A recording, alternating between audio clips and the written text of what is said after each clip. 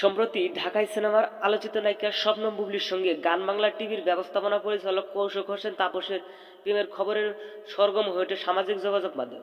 তাপসের স্ত্রী গান বাংলা টিভির চেয়ারম্যান ফারজানা মুন্নির ফেসবুক থেকে প্রথমে এই খবরটি প্রকাশ করা হয়। পরে ফেসবুক হ্যাক হওয়ার অজুহাত দিলেও পরবর্তীতে তার আর অপু বিশ্বাসের একটি কল রেকর্ড ফাঁস হয়। সে বিষয় নিয়ে ছিল তাপস বুবলির প্রেম। সে সময় ভারতে বেনারসে প্যান ইন্ডিয়ান সিনেমা দরদের শুটিং করেছিলেন শাকিব খান। কাজের ব্যস্ততার মাঝেও তিনি শুনেছেন এসব ঘটনা, তবে এতদিন মুখ খোলেননি তিনি। দেশে ফিরে গত রোববার একটি টেলিভিশন চ্যানেলের সঙ্গে মুঠোফোনে এ বিষয় নিয়ে কথা বলেন শাকিব খান। তিনি বলেন, কথাগুলো বলতে চাই না, বললে আমার নিজের কাছে নিজেকে খুব লজ্জিত মনে করব, অপমানিত মনে করব। শাকিব খান বলেন, মুন্নি ভাবি, আমি যতটুকু স্ট্রং পার্সোনালিটি মানুষ হিসাবে দেখেছি, তার মতো মানুষ আমি এত অসহায়ভাবে আশা করিনি। আর এমন একটা মানুষকে নিয়ে কথা বলার সঙ্গে একটা সময় আমার সম্পর্ক ছিল। মুন্নি ভাবি অডিও আমি শুনেছি এবং আমাকে যা বলেছে এটা আমি আশা করিনি।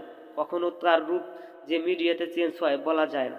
এ নিয়ে এটা আমার কোনো ম্যাটার না, এ ব্যাপারে আমি আর জড়াতে চাই। বন্ধুরা, ভিডিওটি ভালো লাগলে একটা লাইক দিন এবং নিত্য নতুন আপডেট নিউজ পেতে আমাদের সাথে থাকুন। অসংখ্য ধন্যবাদ পুরো ভিডিওটি উপভোগ করার জন্য।